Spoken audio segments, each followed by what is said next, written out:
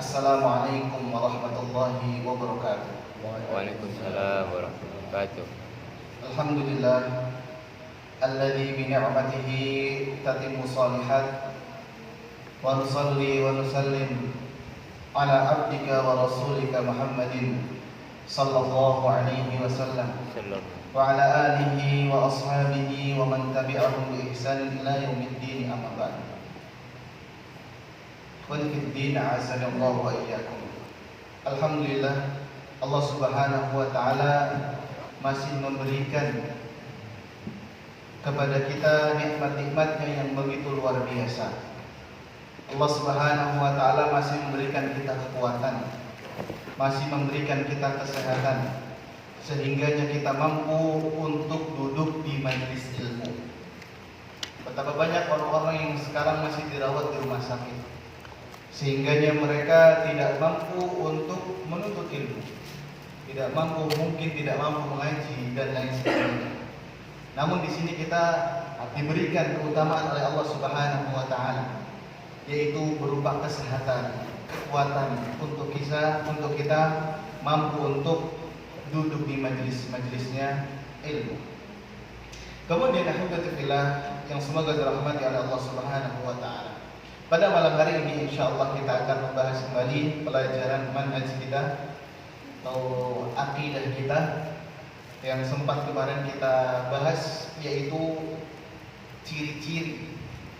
ciri-ciri al-firqatin najiyah. Siapakah orang-orang yang disebut oleh Nabi sallallahu alaihi wasallam al-firqatun najiyah? Al-firqatun najiyah punya ciri-ciri. Kemarin kita sebutkan yang pertama, yang mereka berpegang teguh kepada Al-Quran dan Sunnah. Ini ciri-ciri yang pertama. Tidak mengedepankan kalam manusia, tidak mengedepankan ucapan manusia, pendapat manusia, melainkan Al-Quran dan As-Sunnah. Itu yang menjadi nomor satunya. Itu yang pertama. Kemudian ciri yang kedua, tatkala berselisih, kembalinya kepada Al-Quran dan Sunnah. Itu yang kedua. Dan insyaallah pada malam hari ini kita akan bahas yang nomor 3, yaitu ciri-ciri yang ketiga, al-firqatun najiyah, kelompok yang selamat, yaitu la tuqaddimu kalama ahadin ala kalamillahi wa rasulihi. Mereka adalah orang yang tidak mengedepankan ucapan Allah, tidak mengedepankan Al-Quran, tidak mengedepankan kalamnya orang, ucapan orang daripada Al-Quran dan Sunnah. Tidak mengedepankan ucapan manusia daripada Al-Quran dan Sunnah. Coba kita tanya jemaah, ketika Imam Bukhari menulis kitab Sahih Bukhari, beliau nggak nulis mukadimah, enggak, sekapur sirih, nggak ditulis depannya itu pendahuluan, enggak. Karena ini bentuk adabnya Al-Imam Bukhari. Karena beliau tidak mau mengedepankan ucapan dia daripada kalamnya Rasulullah Sallallahu Alaihi Wasallam. Makanya kalau jenengan Pak, jenengan juga Bu, kalau misalkan lihat Sahih Bukhari nggak ada mukadimahnya, nggak ada sekapur sirihnya, nggak ada pendahuluan, nggak ada. Mengapa? Karena Imam Bukhari nggak mau mengedepankan ucapannya daripada ucapan Rasulullah Sallallahu Alaihi Wasallam. Kemudian yang berikutnya, ahibati fillah, yang semoga dirahmati oleh Allah Subhanahu wa taala. Ini yang bisa kita pahami juga. Tatkala ada seorang ustaz atau seorang kiai yang mereka punya pendapat dan harus ikut pendapatnya dia. Terkadang seperti itu, dia nggak mau disalahin. Ucapan dia, pendapat dia harus nomor satu.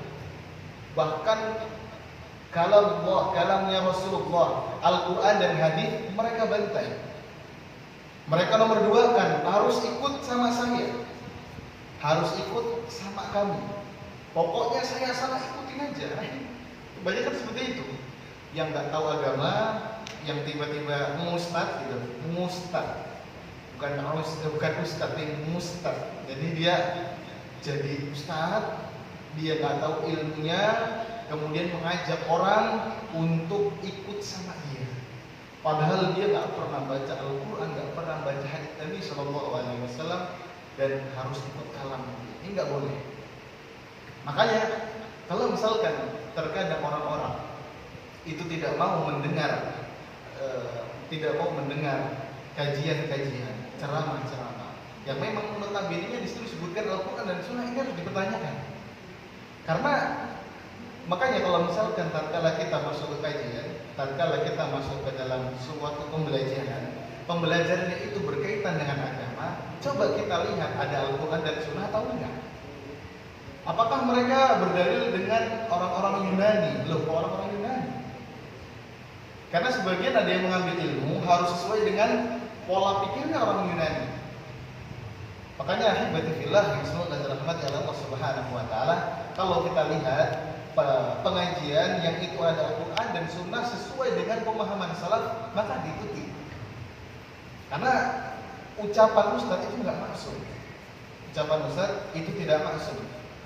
Nah, kemudian amalan biqaulihi ta'ala, mengamalkan firman Allah Subhanahu wa taala, ya ayyuhalladzina amanu, wahai orang-orang yang beriman. Ini Al-Hujurat ayat pertama.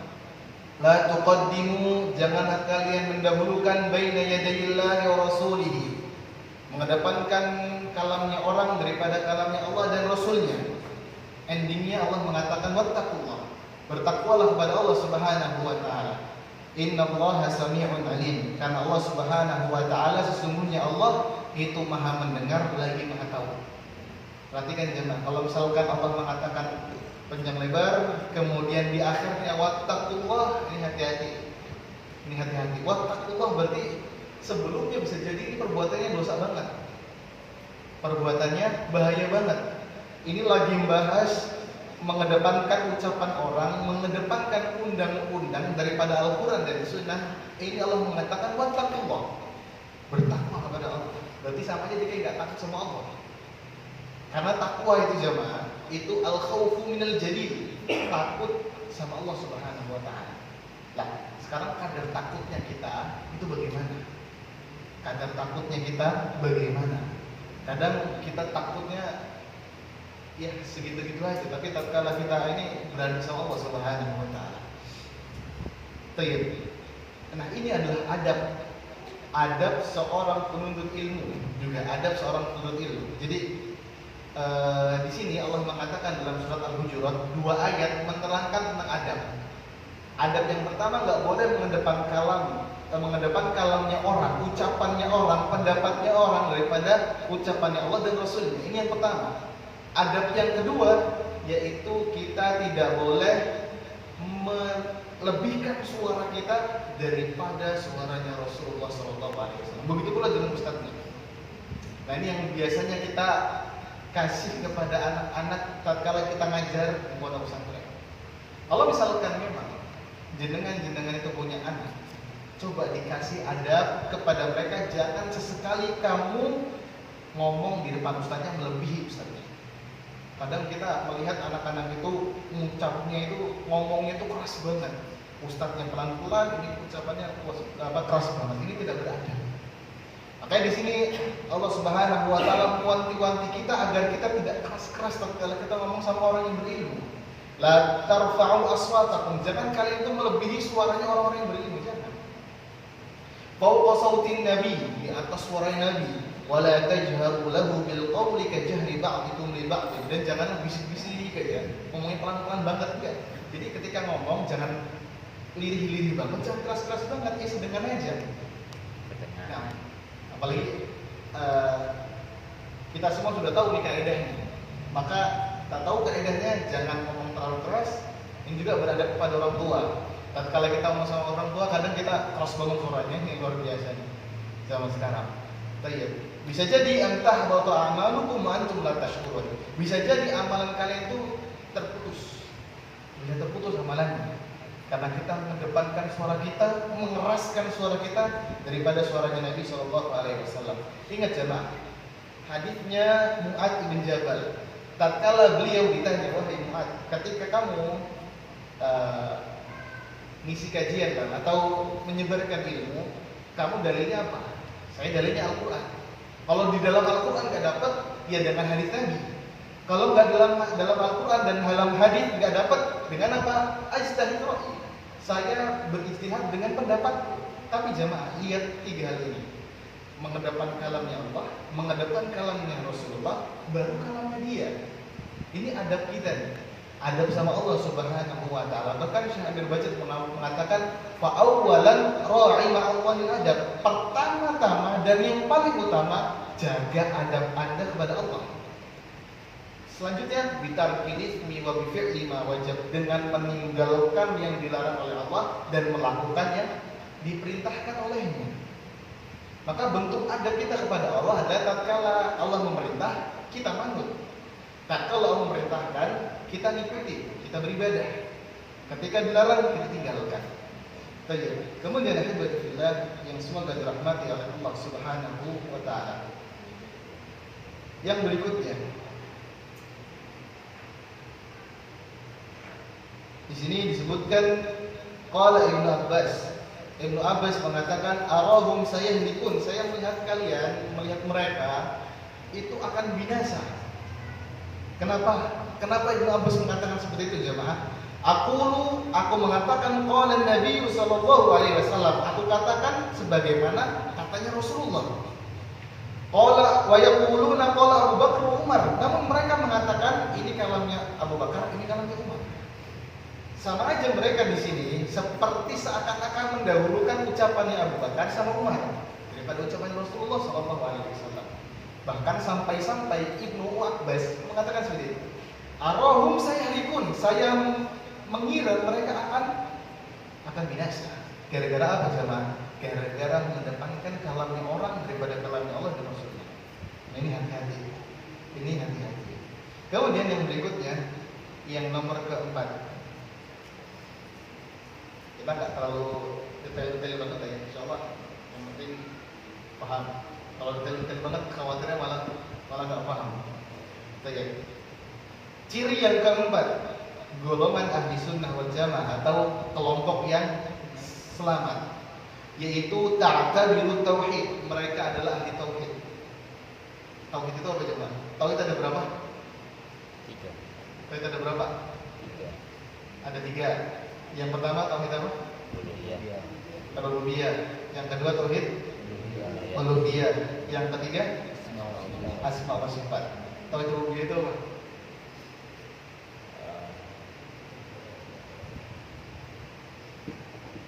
Perwakilan Pak. Tauhid rububiyah apa? Tauhid uluhiyah apa? Tauhid asma wa sifat. Nah ini enggak sesuai dengan tauhid lah. Tauhidnya apa? Definisi tauhid itu apa? Ada yang bisa jelasin? Tauhid uluhiyah dan keesaan Allah, keilahian. Gimana ya? Ilahi.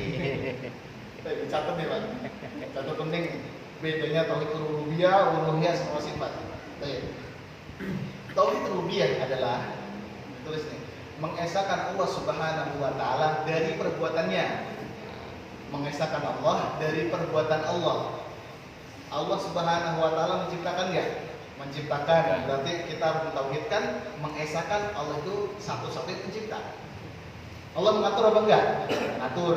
Berarti Allah Subhanahu wa taala satu-satunya yang Maha mengatur. Mengatur matahari, mengatur bulan, bagaimana pasang surut air laut dan lain sebagainya. Yang manage siapa? Allah Subhanahu wa taala. Kemudian Allah Maha berrezeki. Allah Maha berrezeki. Kalau Allah Maha, perhatikan, Maha sama yang ngasih duit beda. Maha pemberi rezeki sama orang yang ngasih duit itu beda Pak. Ini khawatirnya kita sama ini. Kadang kita punya prasangka bahwasanya kita dapat duit itu hanya dapat dari bos. Ini hati-hati. Allah mengatakan dan bertakwalah kepada Allah wa tawakkal, dan bertawakallah kepada Allah. Wa may yatawakkal 'ala Allah fa huwa hasbuh. Barang siapa yang bertawakal kepada Allah, maka akan dicukupi. Wa may yattaqillaha yaj'al lahu makhraja wa yarzuquhu min haitsu la yahtasib. Dan barang siapa yang bertakwa, maka Allah akan berikan rezeki kepada dia dari arah yang tidak disangka. Bisa jadi kita diberikan rezeki sama Allah bukan dari uang aja. Nafas kita masih enak, nggak punya oksigen. Ibarat coba bayangin kalau misalkan kita setiap hari harus beli oksigen. Kayaknya kita harus mati semua sudah. Karena mahal tuh oksigennya. Nah, jadi seperti itu. Jadi itulah tauhid rububiyah. Kita harus pahami rububiyah apa, uluhiyah apa, semua sifat itu apa. Baik, berarti rububiyah apa? Mengesahkan Allah dari perbuatannya, perbuatan Allah Subhanahu wa taala. Semua perbuatan Allah, maka kita esahkan itu. Maka kita esahkan itu. Allah mencipta, Allah mengatur, Allah memberi rezeki dan lain sebagainya. Itu kan perbuatan Allah, bukan perbuatan makhluk. Jadi itu tauhid rububiyah. Tauhid rububiyah dia berkata Rabb. Tauhid mengesahkan Allahnya, Rabbnya kita. Berarti Rabb itu ngapain? Rabb itu ngapain? Maka itu kita esahkan dari segi itunya. Paham ya jemaah ya? Tauhid rububiyah berarti tauhid mengesahkan Allah dari perbuatan Allah. Contohnya menciptakan, kemudian memberi rezeki dan mengatur. Wis gampang. Paham insyaallah ya. Nah, kemudian tauhid uluhiyah. Tauhid uluhiyah itu apa? Yaitu mengesahkan Allah dalam beribadah. Tatkala kita sholat, tujuannya untuk siapa? Untuk Allah. Tatkala kita puasa, tujuannya untuk siapa? Untuk Allah. Tatkala kita zakat, tujuannya untuk siapa? Untuk Allah. Nah, di sini baru dinamakan tauhid uluhiyah. Bisa dipaham Pak ya? Rububiyah sama uluhiyah. Rububiyah perbuatan Allah, uluhiyah perbuatan kita untuk beribadah kepada Allah. Baik, kemudian tauhid asma wa sifat yaitu mengesahkan Allah Subhanahu wa taala dengan sifat-sifatnya, dengan nama-namanya. Tanpa mengubah, tanpa meniadakan, tanpa membagaimanakan, tanpa memisalkan. Baik.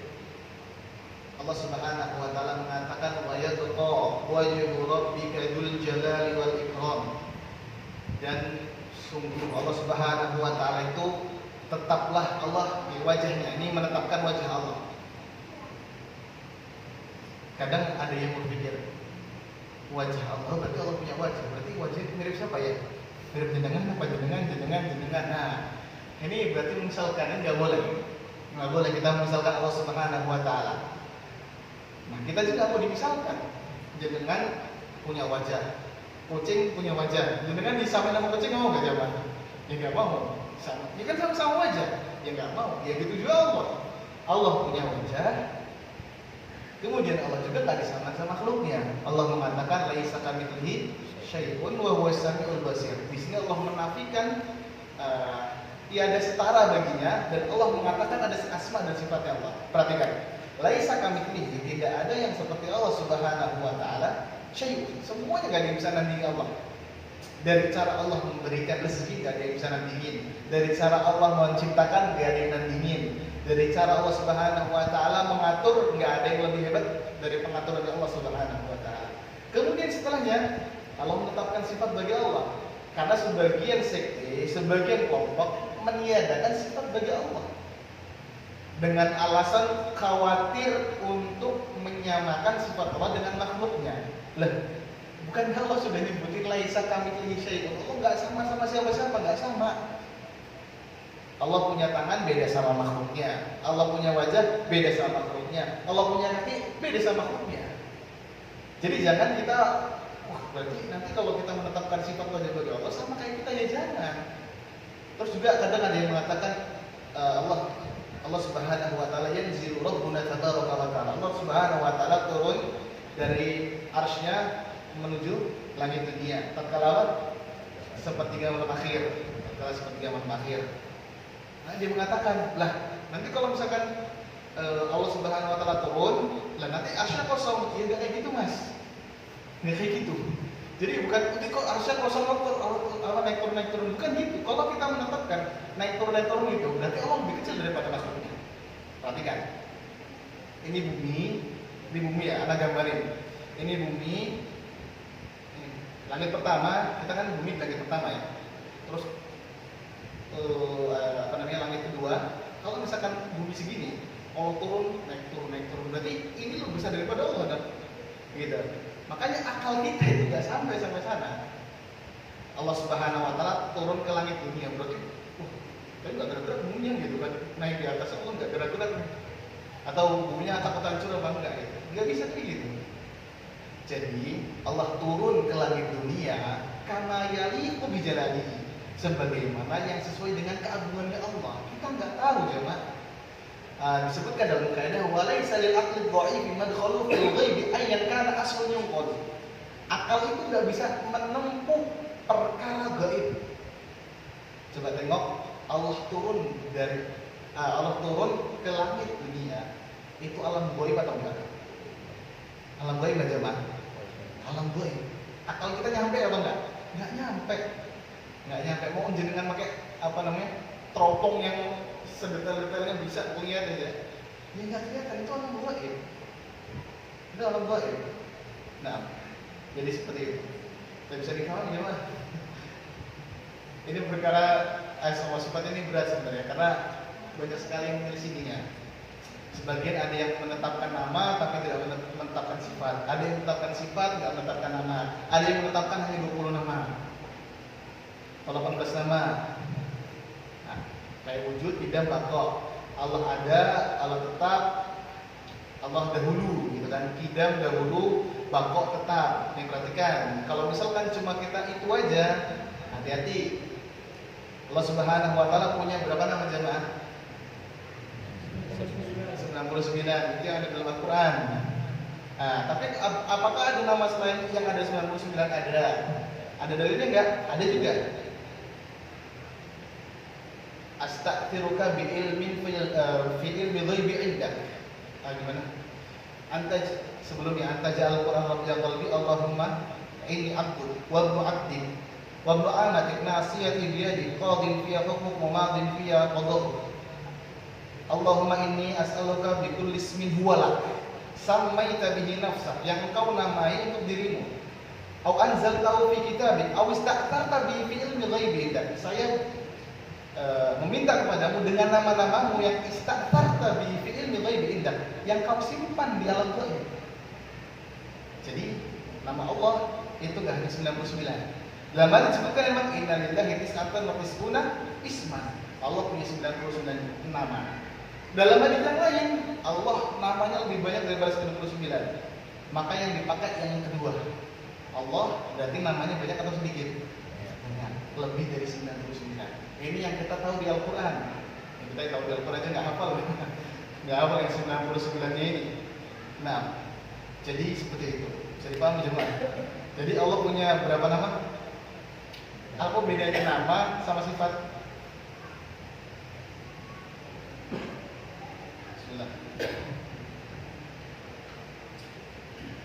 Apa bedanya nama sama sifat?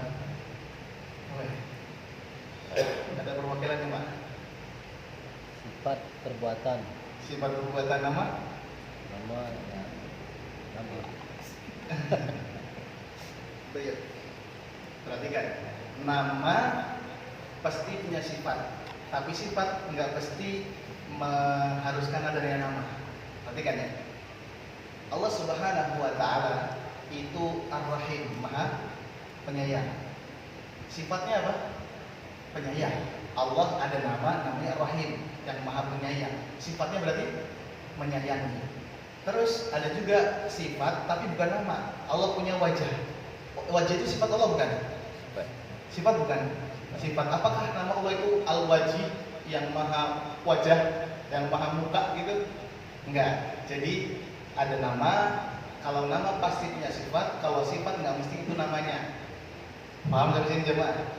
Baik, anak-anak kasih contoh lain. Allah Subhanahu wa taala punya tangan. Allah punya tangan, sifatnya Allah punya tangan.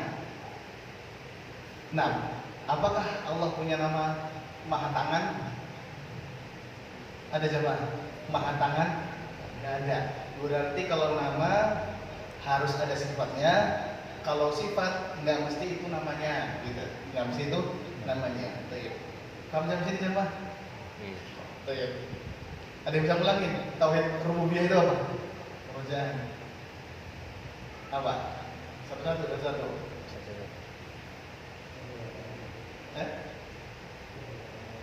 Mengesahkan Allah dari perbuatan. Contohnya apa? Perbuatan Allah. Mengatur, terus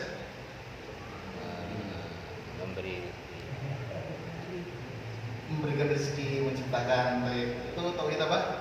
Rububiyah. Rububiyah. Tauhid uluhiyah? Mengesahkan dalam beribadah. Perbuatan kita kepada Allah. Berarti beribadah ya? Mengesahkan Allah dari peribadatan kita. Contohnya sholat, puasa, zakat. Asma wa sifat? Asma wa sifat itu gini, yaitu mengimani nama-nama dan sifatnya Allah. Ana ulangin ya. Asma wa sifat, tauhid asma wa sifat yaitu mengimani nama-nama dan sifat-sifat Allah tanpa membagaimanakan, tanpa memisalkan, tanpa menghilangkan, tanpa satu lagi, lalin, tamfil, membagaimanakan, Ta'wil. menyerupakan, membagaimanakan, menyerupakan, memisalkan, dan meniadakan. Empatnya. Nah, ulangin. Apa tadi? Mengimani Allah Subhanahu wa taala dari nama-nama dan sifatnya tanpa membagaimanakan, tanpa memisalkan, tanpa menyerupakan, tanpa meniadakan, menafikan. Baik. Sampai sini bisa dipahami ya, ya? Baik, insyaallah. Kemudian disebutkan lagi di sini muallif mengatakan wa huwa ifradullah bil ibadah. Tauhid yang disebutkan di sini adalah tauhid uluhiyah, yaitu mengesahkan Allah dalam beribadah, doa, seperti berdoa. Seperti berdoa. Doa itu kadang kita nggak dikabulkan sekarang, bisa jadi tahun depan. Ya Allah minta mobil, nggak dikasih sekarang, bisa jadi 5 tahun lagi dikasih. Nggak dikasih, udah mati nggak dikasih mobil, barangkali anak-anak kita atau cucu-cucu kita yang kasih mobil sama Allah. Itu aja simple ya. Kalau misalkan doa kita nggak diijabahi, ingat doa itu adalah ibadah. Segitu aja. Doa itu ibadah. Doa itu ibadah. Jadi ketika kita berdoa, kita itu sama aja kita lagi beribadah sama Allah. Nggak dikabulin, ya alhamdulillah kita sudah beribadah. Dikabulin, alhamdulillah. Nggak dikabulin, ingat kalau nggak sekarang atau yang akan datang atau nanti ditunda sampai surganya. Jenengan mau bidadari nggak jemaah? Pernah doa nggak ya Allah berikan aku bidadari yang cantik di surga? Pernah? Belum. Pernah. Subhanallah. Pernah doanya gimana? Ya Allah berikanlah aku bidadari di dunia. Kalau itu setiap hari bisa. Nah, jadi seperti itu Pak. Nah, seperti di sini contohnya berdoa. Wal isti'anah, minta tolong. Allah mengatakan iyyaka na'budu wa iyyaka nasta'in. Hanya kepada Engkau kami beribadah, hanya kepada Engkau kami minta tolong. Tapi kan ini ibadah, setelahnya itu apa minta tolong? Karena kita dalam ibadah ini kita minta tolong sama Allah. Ibadah yang nggak susah apa ya maaf? Ibadah yang nggak susah. Zikir susah. Baca Quran susah. Sholat subuh apalagi habis nonton bola dari malam ke jam 2 malam. Susah lagi. Zakat berat ini kantongnya saya. Mau sedekah 2.000 aja di masjid susahnya minta ampun. Berarti semua ibadah susah ya, Pak. Sahih. Apalagi yang gampang. Berdoa susah kalau nggak kita dimudahkan Allah kita nggak akan berdoa. Bener aja. Karena mau tanya satu hari ini yang nggak berdoa siapa? Yang doa. Semuanya doa. Nah, doanya apa? Minta bidadari Pak. Nah, jadi seperti itu. Kita minta tolong sama Allah karena ibadah semua ini kita tidak terrealisasi, kita tidak lakukan, melainkan hanya karena bantuan Allah. Kita makanya alhamdulillah kita bisa nuntut ilmu ibadah dan kita dimudahkan oleh Allah. Jadi jangan lupa bersyukur hari ini. Jangan lupa bersyukur. Wal istighatsah waqta syiddati war raha, minta tolong juga sama Allah Subhanahu wa taala ketika lagi lapang sama ketika lagi sempit. Jangan ingat Allah pas lagi sempit aja. Ini subhanallah. Jenengan istighfar tatkala apa? Tatkala habis dosa aja Ustaz. Terus kalau misalkan nggak dosa, ya nggak istighfar. Nah ini bagaimana nih? Hatinya ini dunia isinya. Dunia isinya. Jadi jangan lupain ya ikhwan. Yang mau bagaimanapun lagi naik motor istighfar. Ustaz karena nggak lihat cewek kalau misalkan lagi naik motor, ya tetap istighfar. Barangkali dengan istighfar itu kita bisa diampuni semua dosanya. Ini lihat Nabi mengatakan apa? Tuba liman wajada fi sahifatihi istighfaran katsira. Maka beruntung orang-orang yang tatkala mendapatkan rapotnya nanti di hari kiamat banyak istighfarnya. Istighfar juga nggak mesti rame-rame, yang sendiri juga bisa. Nggak mesti rame-rame harus duduk 5 juga astagfirullah. Nggak mesti, istighfar aja sendiri. Nah, jadi seperti itu. Kemudian wadzabah, nyembelih. Kita nyembelih tujuan untuk siapa? Dan ingat jemaah, ada pembahasan nyembelih di tempat orang berbuat syirik. Orang suka berbuat syirik di suatu tempat, misalkan apa hukum nyembelih di tempat syirik itu. Namun niat kita sembelihnya untuk Allah, untuk kita makan, boleh apa enggak? Enggak boleh. Enggak boleh, karena ini membendung adanya hal-hal yang tidak. Baik, wan nadar, tatkala kita bernadar. Nadar itu apa sih? Nazar lah, yang Indonesia nazar. Ini apa? Berniat. Janji. Ayo. Janji. Baik.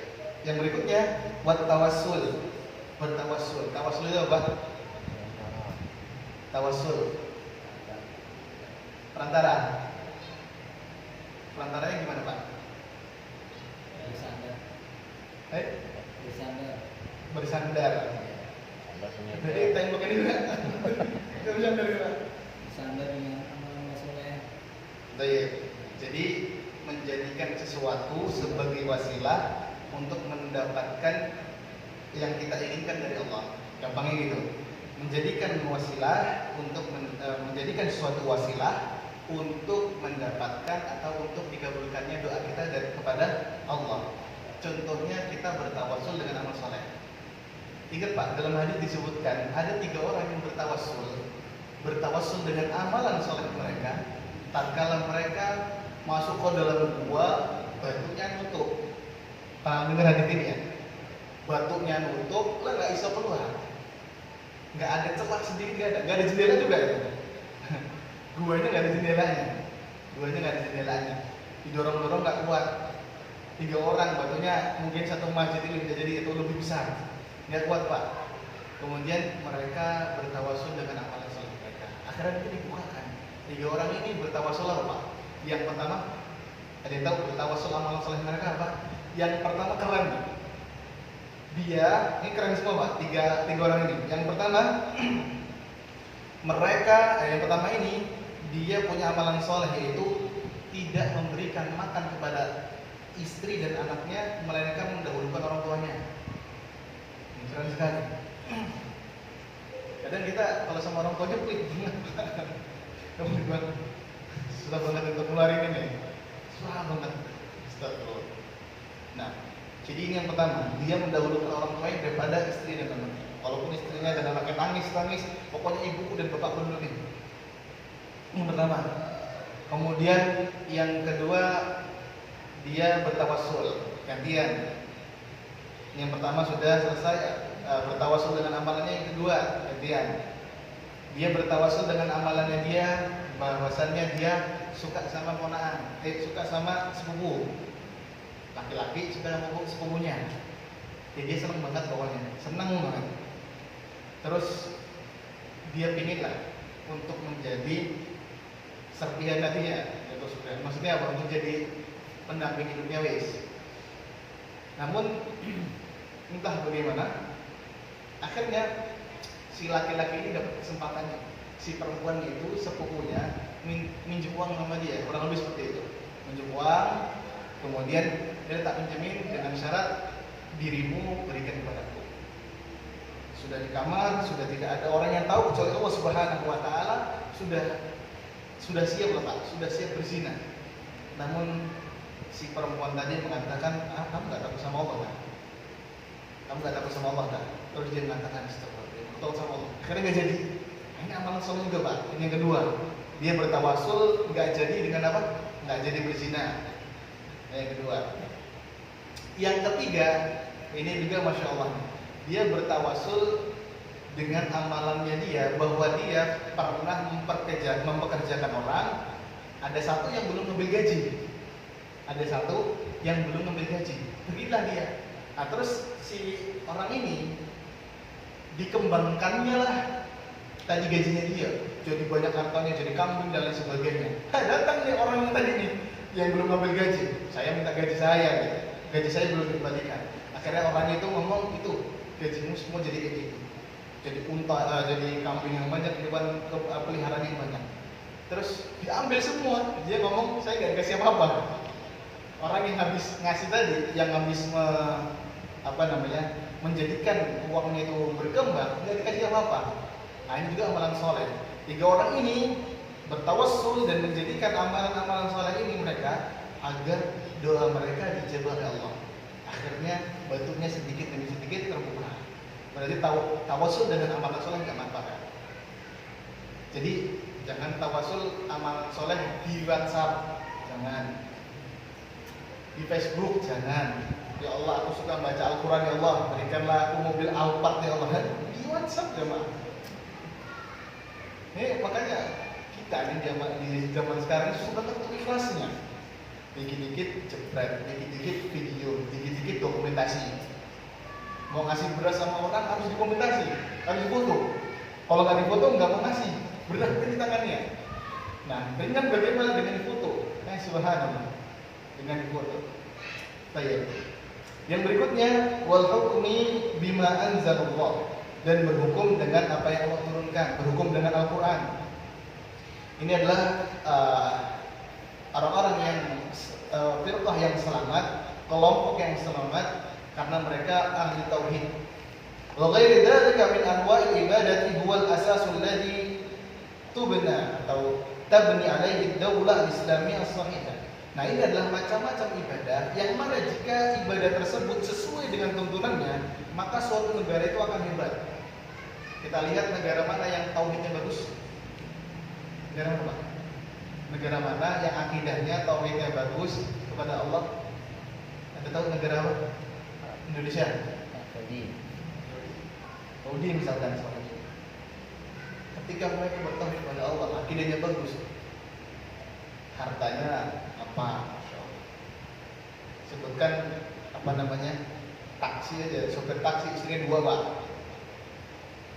Sopir taksi istrinya berapa? 2. Jenengan? Berapa? Alhamdulillah. Ingat Pak, alhamdulillah. Ustaz, udah punya Ustaz. Alhamdulillah. Ingat, alhamdulillah jangan lupa Pak. Alhamdulillah jangan lupa. Nah, mereka punya banyak. Ini karena apa? Karena mereka membangun negara mereka sesuai dengan kriteria dan undang-undang dari Allah. Baik. Wala budda min ib'adi syirki wa madhahirihi al-mawjuda fi aktsaril biladi al-islamiyah, dan harus menyingkirkan syirik-syirik juga. Syirik-syirik harus dihempaskan, harus dihancurkan. Kemudian li'annahu min qadayati tauhid, karena itu adalah konsekuensi dari tauhid. Ada berapa menit Pak? Masih ada berapa menit? 2 menit lagi. Baik. Ini ada faedah tauhid sebenarnya. Namun sebelum kayaknya nggak cukup ya. Maka ada pertanyaan Pak, silahkan. Wah, ada Pak pertanyaan? Atau mau tanya Pak? Bismillah.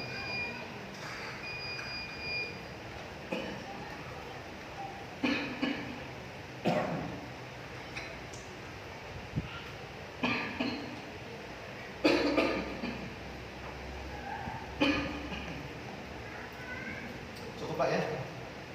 Kita akhiri